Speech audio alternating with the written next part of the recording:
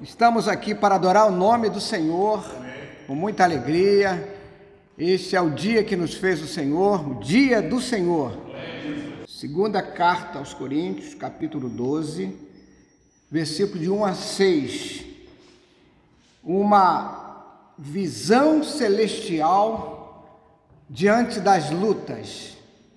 O crente em Cristo Jesus, ele tem que estar preparado para todo momento. As visões e revelações do Senhor.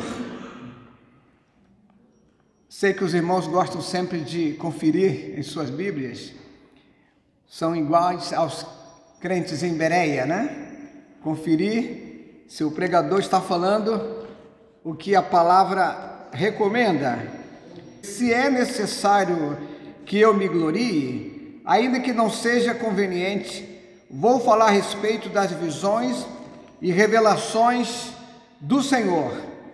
Conheço um homem em Cristo que há 14 anos foi arrebatado até o terceiro céu. Se isso foi no corpo ou fora do corpo, não sei. Deus o sabe. Versículo 3. E sei que esse homem, se no corpo ou sem o corpo, não sei, Deus o sabe. Versículo 4. Foi arrebatado ao paraíso e ouviu palavras indizíveis, que homem nenhum tem permissão para repetir. Versículo 5. Desse eu me gloriarei, não, porém, de mim mesmo, a não ser nas minhas fraquezas. Pois, se eu vier a gloriar-me, não serei louco, porque estarei falando a verdade. Mas evito fazer isso para que ninguém se preocupe comigo, mais do que vê em mim ou do que ouve de mim. Que Deus abençoe a leitura da sua palavra. Permaneçam com as suas Bíblias abertas nesse capítulo. Eu tenho essa palavra que coloquei um título: uma visão celestial diante das lutas.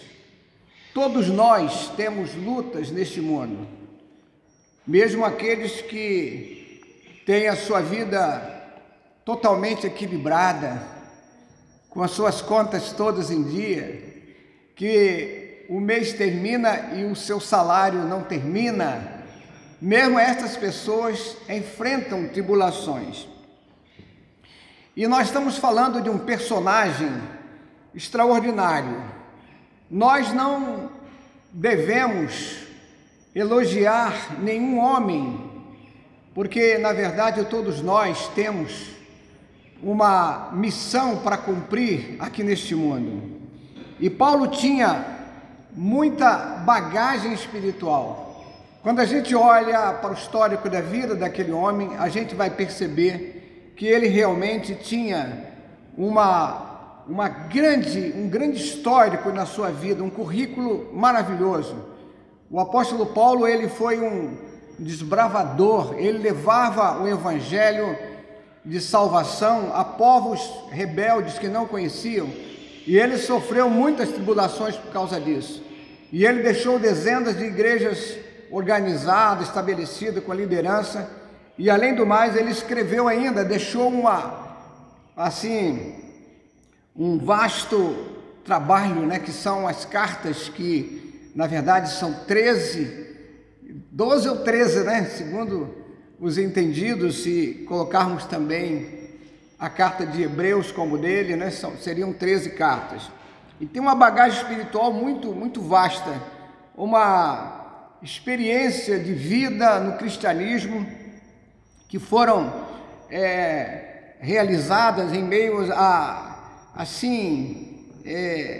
grande dificuldade, muita objeção, né, e no campo missionário.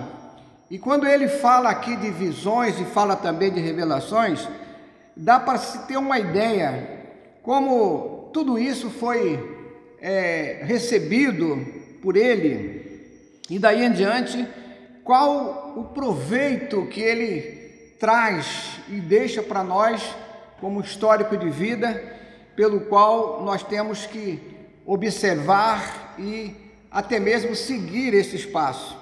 E para o cristianismo, isso é fundamental em todos os tempos, em todos os tempos. É importante frisar que Paulo, pela sua maneira de falar, ele aqui indica nesse texto que ele não acha que tenha recebido essa visão, essas revelações pelo seu próprio mérito. Ele deixa bem claro isso. Ele diz, olha, ele apenas se coloca como um instrumento que Deus usou de uma forma extraordinária, de uma forma brilhante. E aqui no versículo 2, conheço um homem em Cristo que há 14 anos foi arrebatado até o terceiro céu. Se isso foi no corpo ou fora do corpo, não sei. Deus o sabe. Então aqui ele revela que ele teve um momento especial que o próprio Deus, o próprio Senhor, mostrou para ele as coisas invisíveis e ele então deixou registrado, né? E ele fala aqui que ele foi arrebatado ao terceiro céu. É interessante essa questão aqui, e ele até fala que ele foi no paraíso. São citações de alguém que tinha uma grande intimidade com Deus, uma experiência extraordinária. O que ele deixa perceber aqui é que ele esteve em um local reservado por Deus, e ali ele recebe as instruções.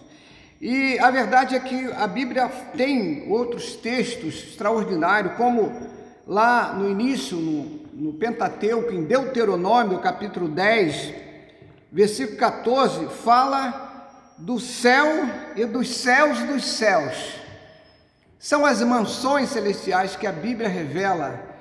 Quando a gente entende isso, a criação de Deus é algo ainda por ser descoberto, se bem que muitas coisas já foram descobertas e hoje a própria ciência pode explicar muitas coisas, mas existem ainda segredos que nem a mais avançada tecnologia pôde desvendar, né? E aqui o apóstolo Paulo, ele fala que ele teve nesse local especial. O que é certo, e a gente pode ter isso como um ponto até doutrinário, é que ele foi profundamente encorajado depois desse encontro especial para exercer o seu ministério. E ele, depois disso, ele como ninguém, ele enfrenta tribulações, perseguições de uma forma que nenhum outro suportaria tranquilamente. Sofrimentos que ele passou, que ele enfrentou, e deixou lições tão profundas que não é para muitos. Poucas pessoas teriam passado por essa experiência sem reclamar. Muitas perseguições e tribulações.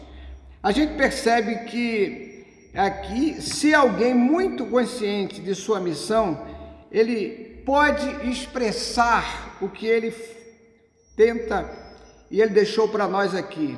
Só alguém com muita capacidade de aceitar sofrimento e tribulações sem reclamar. Em Filipenses capítulo 1, versículo 20 até o 23.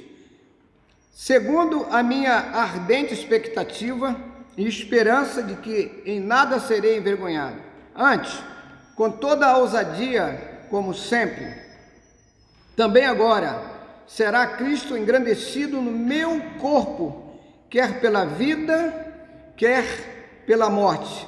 Versículo 21. Portanto, para mim, o viver é Cristo e o meu morrer é lucro. Quem é que pode dizer isso? Versículo 22. Entretanto, se eu viver na carne traz fruto para o meu trabalho, já não sei o que hei de escolher. Versículo 23. Ora, de um ou outro lado estou constrangido, tendo o desejo de partir e estar com Cristo, o que é incomparavelmente melhor. Meus irmãos, é algo que a gente precisa observar e ver que realmente é alguém que tinha uma grande intimidade com Deus e soube deixar para nós.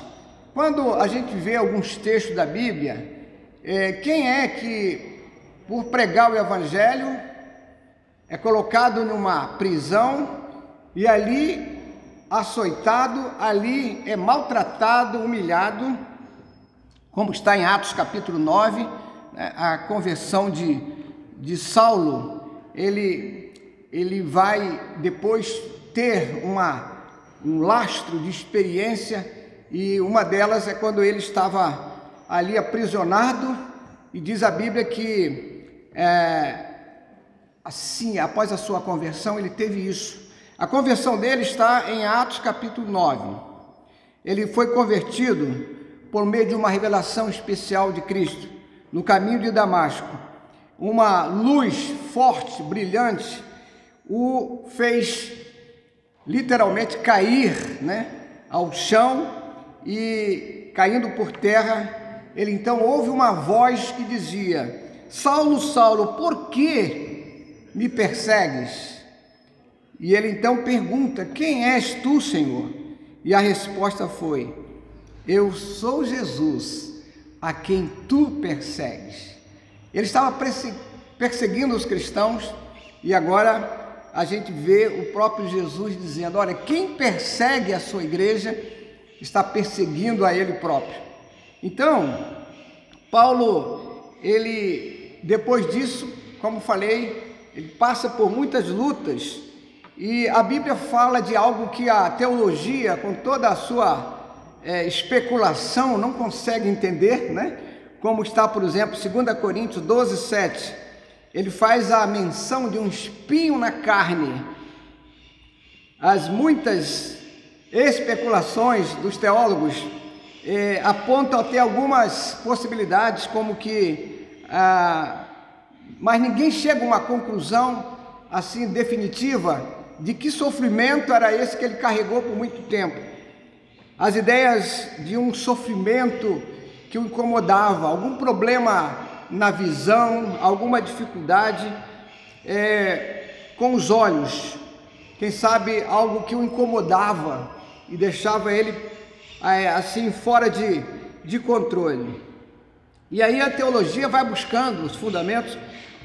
Um dos grandes teólogos, que era Lutero, ele pensava que isso seria as perseguições, e principalmente entre o povo judeu, pelo qual ele fazia parte e amava tanto, e onde ele foi severamente perseguido, inclusive pelos irmãos da igreja de Jerusalém, que o levou a um extremo de até ele ter que rapar a cabeça para poder provar, né, ainda que ele tinha uma certa consideração por aqueles irmãos.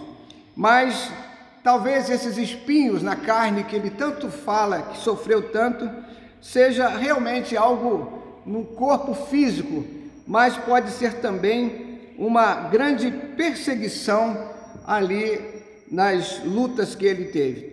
E ele pede 3 vezes para que o Senhor o livrasse, que afastasse esse tal espinho. 2 Coríntios 12, 8, ele fala: pedi para que o espinho na carne fosse afastado. A gente observa também que o Senhor Jesus, lá no Getsêmani, ele pede que Deus o livrasse, mas ele diz: Pai, que seja feita a sua vontade. Eu creio que ele aprendeu com o próprio Jesus, que pôde suportar sofrimentos e chegar à sua missão até o final. É assim que Deus faz a nossa vida. Quando a gente está bem afinado com o Senhor, os sofrimentos, as lutas, nos aperfeiçoam, nos faz mais próximos de Deus, nos fazem pessoas melhores. Em 2 Coríntios 12:9, a resposta do Senhor para ele foi: a minha graça é suficiente para você, a minha graça te basta. Se a gente tem a graça do Senhor, temos tudo na vida, né? A graça é suficiente, que pode agir, nos ajudar em momentos de fraquezas. Traz uma bagagem de proteção e até mesmo de resignação. Quais os benefícios do espinho na carne? A gente vai perceber que ele deixa para nós algumas lições. Eu quero compartilhar com vocês. Os benefícios do espinho na carne. Primeiro, que a graça é suficiente. Segundo, que há um poder que é aperfeiçoado, que é estabelecido, que é concretizado. Terceiro, a fraqueza, ela é substituída pelo poder extraordinário do Espírito Santo de Deus. O Espírito que traz esse poder que a Bíblia chama de dínamos, um poder demolidor que as forças do inferno não podem destruir. Quarto lugar, o orgulho é substituído por uma humildade, uma certeza de que mesmo que você tenha tantos títulos, tantas coisas, a humildade vai mostrar que isso tudo são bênçãos que o Senhor traz. Por amor de Cristo, ele diz, 2 Coríntios 12:10, me regozijo-me, ou seja, por amor de Cristo, regozijo-me nas fraquezas. E aqui o prazer que o apóstolo Paulo sentia nas experiências, muitas delas angustiantes, veio diretamente de uma certeza absoluta que todas elas contribuíram e contribuem para o nosso bem. Quantas vezes a gente passa por lutas e às vezes a gente até reclama, mas com certeza é que Deus quer, muitas das vezes, nos colocar num trilho, fazer com que a gente pare um pouquinho. Muitas vezes nós nos tornamos pessoas arrogantes, muitas vezes nos tornamos pessoas que não valorizam o próximo, que às vezes nos fazem pensar que somos melhores que outros. Aí em Romanos 8:28, sabemos que todas as coisas cooperam para o bem daqueles que amam a Deus, daqueles que são chamados segundo o seu propósito. Meus irmãos, nesta manhã eu acho que chegou esse momento da gente fazer alguma avaliação na nossa vida. As atitudes que o apóstolo Paulo teve em relação às lutas e sofrimentos, ele tirou de letra. No final ele disse que acabei a carreira e guardei a fé. E na verdade é como aquele vencedor que sabe que para chegar lá tem que enfrentar muitas coisas. E aí, eu fazendo essa mensagem, eu pensei, como é que eu reajo quando parece que as minhas orações não são respondidas? E às vezes não são pedidos urgentes, e a gente pensa, Deus não viu, né? A minha oração não passou do teto. As experiências, então, aqui do apóstolo Paulo nos mostram, nos ajudam a ter também paciência com as nossas orações. Às vezes, pedidos que a gente faz hoje, anos e anos, podem ser respondidos, porque o tempo de Deus nunca é o nosso. Como é que você se sente diante da promessa de Deus que está aqui no texto que nós lemos, né? Aqui, por exemplo, versículo 9. Então, ele me disse: a minha graça é o que basta para você, porque o poder se aperfeiçoa na fraqueza. De boa vontade, pois mais me gloriarei nas fraquezas, para que sobre mim repouse o poder de Cristo. Muitos reclamam assim, porque Deus simplesmente não tira o sofrimento do mundo, porque tanta coisa acontece, por que é que Deus não, sabe, tem muitas pessoas que perguntam, né, por que Deus deixa o mal avançar tanto?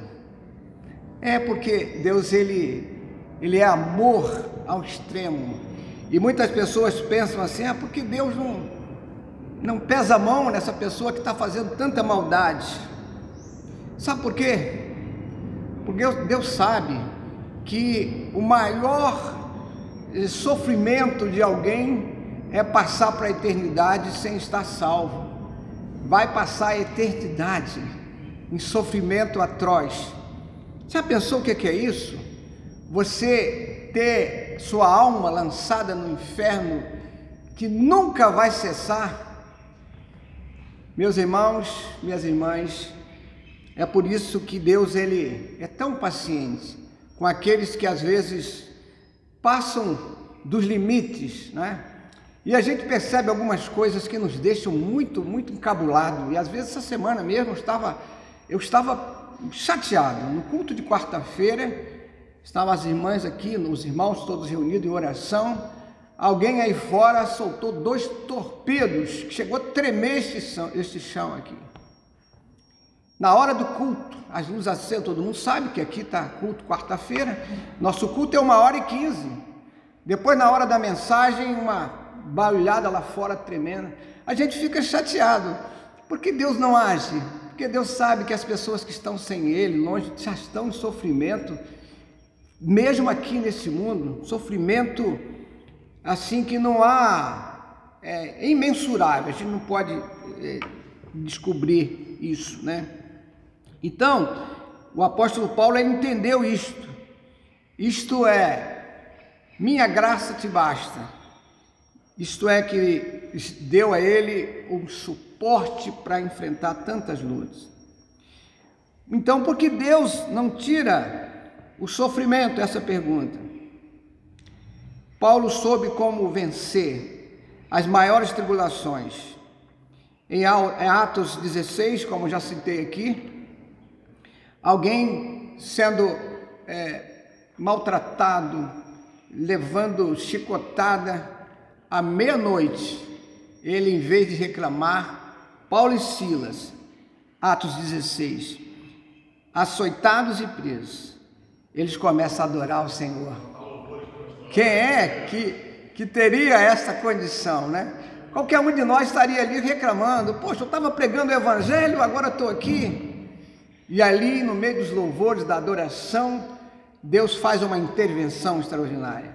Manda um terremoto, as portas do cárcere são arrebentadas, e ele ali com uma autoridade que dá para impressionar. Ninguém sai daí, todos estão aqui sob o cuidado, né?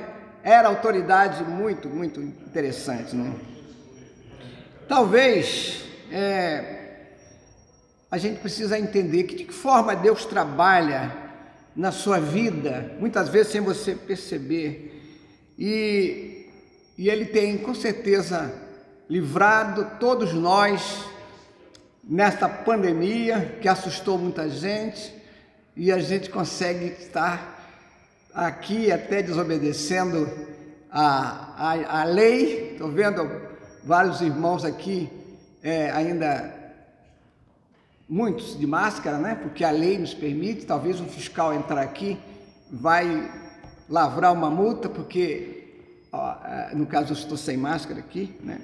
Mas Deus trabalha, né, nos períodos de fragilidade, de fraqueza da nossa vida.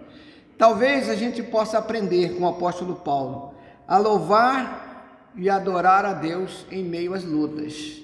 Isso não é para qualquer um, é para quem tem bagagem espiritual, quem tem intimidade com Deus, quem tem experiência.